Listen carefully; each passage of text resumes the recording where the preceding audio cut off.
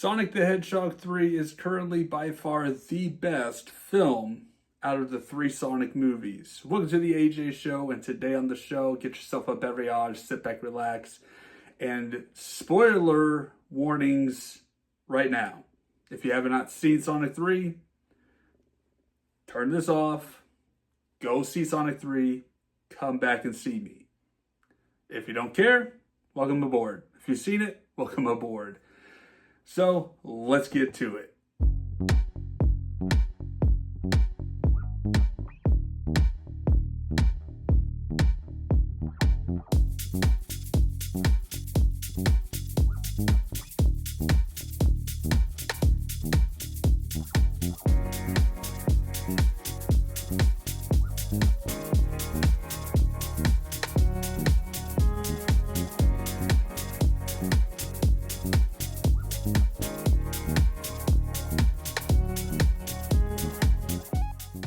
Sonic the Hedgehog 3, loosely based, and I'm going to say loosely based off of Sonic Adventure 2 from Sega Dreamcast, or Sonic Adventure 2 Battle, which is pretty much Nintendo's GameCube's release of the same game, pretty much. The story is loosely based off of the game, alright?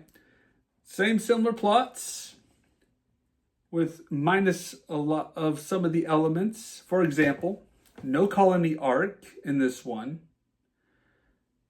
which is basically where the Eclipse Cannon was attached to. The Eclipse Cannon is its own space weapon produced by Gerald Robotnik to get revenge on the world. That's still the same. However, Gerald Robotnik is still alive at age 110 in this film, while in the video game, he died, but he left it up to Shadow to finish the job, so to speak. Maria Robotnik is in this film in past scenes, and they follow through with her getting killed, which enrages Shadow to lose faith in humanity. And Shadow, of course, is Shadow in this film, exactly the way portrayed in video games, but he comes around at the end. All right, so there is some differences. There is some differences when it comes to the video game. Of course, the cast of characters does play a role in the differences. Like Tom and Maddie, for example, is a whole different universe. This is a different Sonic universe, and we should be used to this by now since it is the third film. And I like this universe. This universe is fun. This universe is awesome. And so forth. And there was no Rouge the Bat on this movie because when I originally gave my thoughts on the trailers and rumors of people playing it, Kristen Ritter, I was thinking, well, maybe she'll be the voice of Rouge the Bat because Rouge the Bat was in, Sonic Adventure 2. That's where she debuted. No Rouge the Bat to be found. And Kristen Ritter was basically Director Rockwell in this of G.U.N. And I find her kind of more of a villainous thing, and I don't know what her intentions were when it came to the Eclipse Cannon at all. I feel like there's more of a hidden plot within G.U.N. And that kind of shows with this film because you see, and Olive Garden guy, who's the leader of G.U.N., which I just learned his name in this film, as Commander Walters.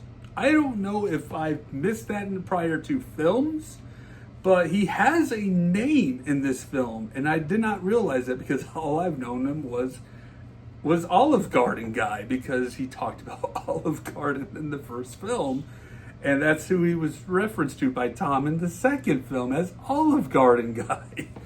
So I'm like, now he has a name in this film, and I don't know if they mentioned it at all in the other ones. I'll have to watch those back to figure that out. And, if you go back to Wikipedia, they're already updated that to, hey, he's not Olive Garden guy, he's now Commander Walters. The thing about Sonic the Hedgehog 3 film, again, it's a loose adaptation to Sonic Adventure. And all takes place on Earth. Two Robotniks. It begins with Shadow on Prison Island. that's canon to the Sonic Adventure 2 game because that's where he was locked up at. Shadow was locked up on Prison Island in this capsule and pretty much in the suspended animation type of deal.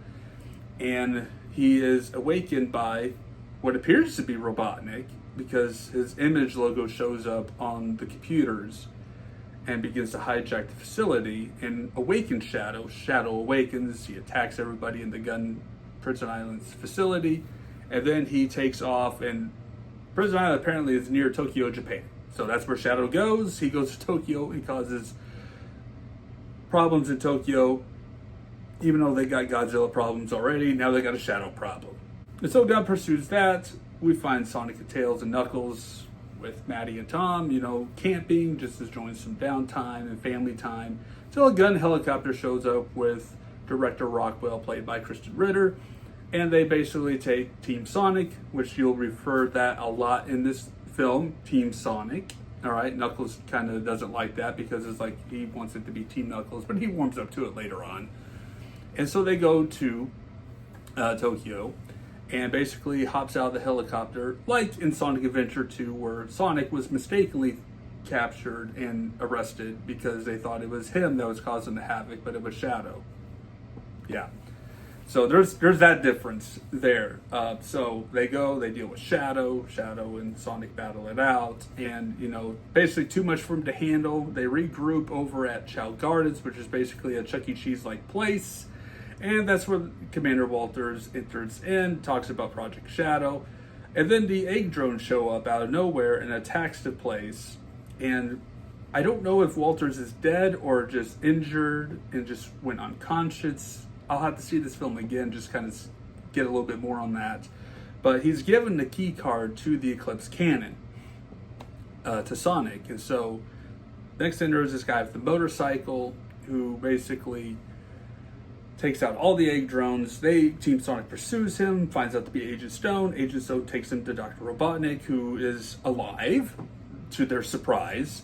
But he's let himself go very badly, and he has a lot of takeout food around him. He's eating burritos. He's watching some sort of soap opera on the TV, growing out hair, overweight. It's just disgusting. Let's just be real. It was disgusting to see Robotnik in that state. But then he learns that somebody's impostoring him, so they all team up to go find out this imposter Robotnik. Lo and behold, they go to his old gun facility where Shadow was originally researched at. We get, past clips of him and Maria. This is in the 1970s now because they go based off the date. It's 2024, 50 years prior. You're in the 1970s. It is the 70s at this time. And Shadow is hanging out with Maria Robotnik, who is the granddaughter of Professor Gerald Robotnik. And I would assume cousin to Robotnik. I don't know. They don't really confirm if they're siblings or it was a cousin or what. I know in continuity of the game, cousins. So there's that. So everybody gets captured but Robotnik. Robotnik is confronted by his grandfather. They hash it out, of course, try to figure out what's going on, and then they all team up. They find Agent Stone, of course, tied up with them, and Robotnik's like, tie yourself up on your own time, Agent Stone. Great time. They get the key card from Sonic and them, and so Shadow throws a black hole, trick shot at Warp Ring, they escape, they end up in Tom and Maddie's house again, and they're bored out of their mind at this point, so they team up. They go to London, where the gun headquarters is at, and that's where both teams of Robotnik's team, and which is basically the two Robotniks, they went by themselves while they left Agent Stone to babysit the hedgehog, Shadow, and the crab. So Team Sonic is out there. Knuckles is on standby for, in case of emergency, break glass. They all meet up inside the vault to get the second key card. The security system goes off. You find Director Rockwell walking in about the security system. They're all about to get shot up and destroyed until Knuckles, in case of emergency, breaks glass. Things get all chaotic and everything. There's a scuffle about the key cards. And then, they finally get free. And then Tom and Maddie were in disguise with some holographic imageries. And then Tom disguises himself as Commander Walters. He gets the key card back. Shadow intervenes, takes out Tom. Sonic finds Tom unconscious and hurt and confronts Shadow about it. They both go off and do their thing. And then the Robotniks, of course, unveil the Eclipse Cannon. It goes to outer space. Sonic is upset and distraught and emotional at this point in his state of mind. He's not well because he allowed Tom to get hurt on this mission. And so he wants the Master Emerald. Him and Knuckles get into it about the Master Emerald. Only Knuckles knows where the Master Emerald is. Guess who has the Master Emerald? Wade. They need to put that on Angel Island somewhere on a pedestal where Knuckles needs to guard it. Wade is not, I repeat, is not Guardian material. And to entrust the Master Emerald to Wade is insane. What are you thinking, Knuckles? But Sonic easily gets the Master Emerald. He becomes Super Sonic. He goes after Shadow. They battle it out in space and fight across the area. And you see this moment where Shadow basically really hits Sonic hard enough to the point that he drops the emeralds. That's kind of homage to Sonic 3, the video games, where Knuckles did that at the beginning. So I like that little tidbit right there, seeing that happen. And then they both go after the emeralds. They both become super. They continue their fight to the point where Sonic basically has Shadow defeated, and basically Shadow is begging him to end him. He's begging him to just do it, just get it over with. And then Sonic realizes what he's become. Not what he wanted to become. So he realizes that this isn't right. Revenge isn't the right answer, So they both, him and Shadow, basically hash it out like in Sonic 2 with him and Knuckles. Exactly the same thing. And then they team up. While the Robotnik himself learns that Gerald is on a suicide mission and just wants to destroy humanity and themselves. That's pretty much what that is. And so Robotnik doesn't like that. He wants to rule the world, not destroy humanity. So they get into it, and they get into a scuffle to the point where Eggman is hanging on for his dear life. He falls into space, but he's rescued by Knuckles and Tails through warp-ring technology, y'all. And that's where Gerald gets basically disintegrated into the chaos energy that's powering the space weapon. And so the space weapon is firing. Super Sonic and Super Shadow blocks the blast from hitting Earth. Robotnik and Knuckles and Tails are doing everything they can to point the beam away from Earth. They manage to do that, only just scathing the moon just a little bit. And that's something that happens in Sonic Adventure 2.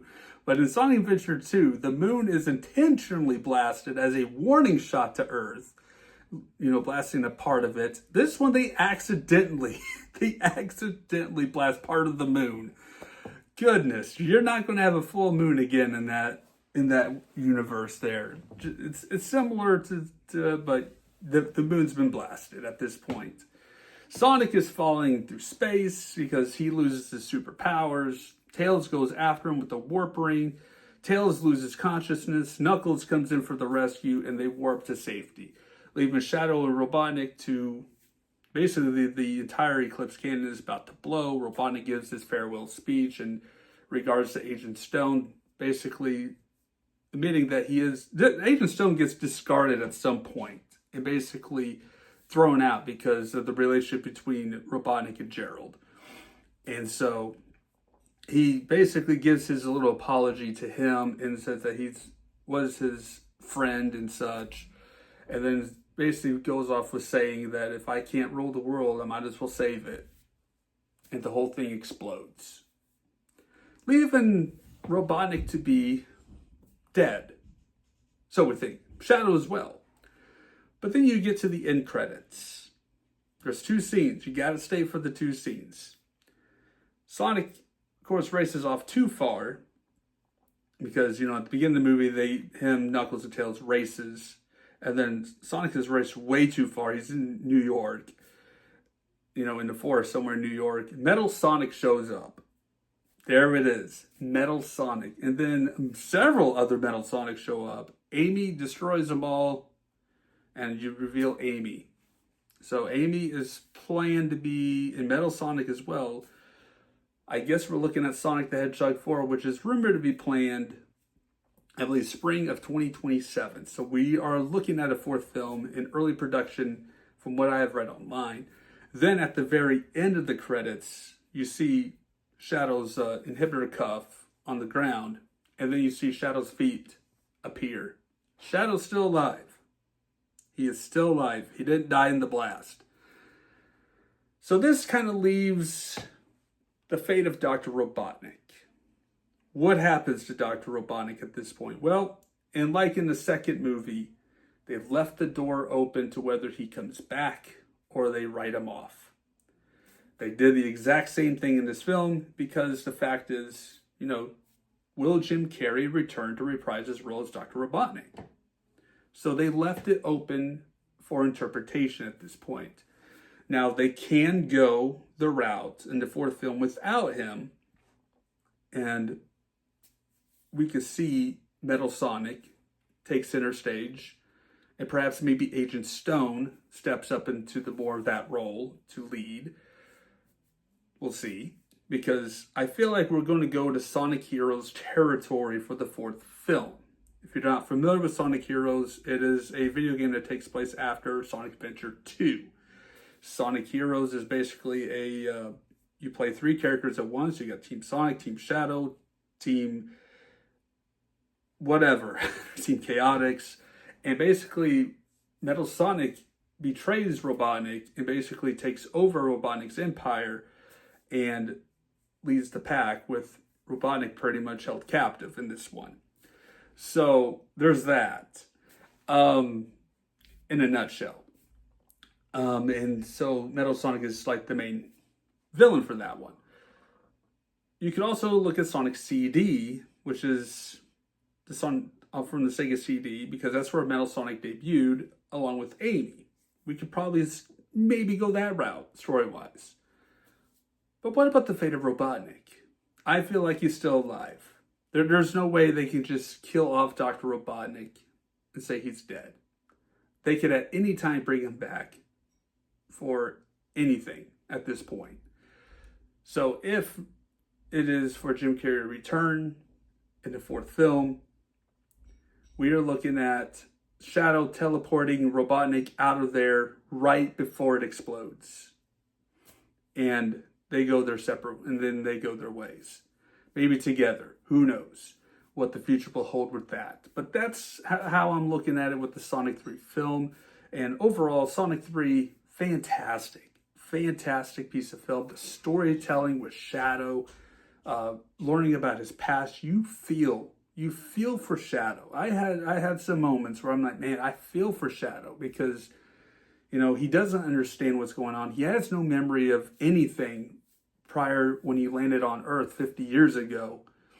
He has no memory of where he came from, and he's just trying to figure life out.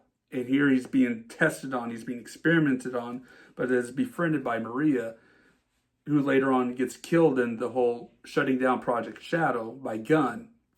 Which you see a younger Commander Walters in there trying to intervene, that there's a child involved, and they said, "We have our orders, sir."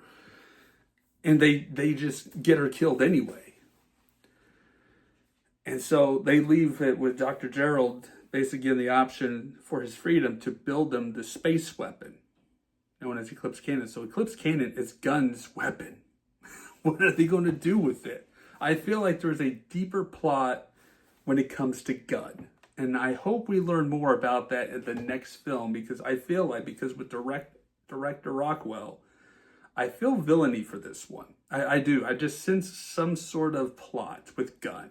I'm not 100% sure, but I just kind of feel that a little bit. But that's my take on Sonic 3. It is a fantastic film, the best out of the 3 Sonic films so far.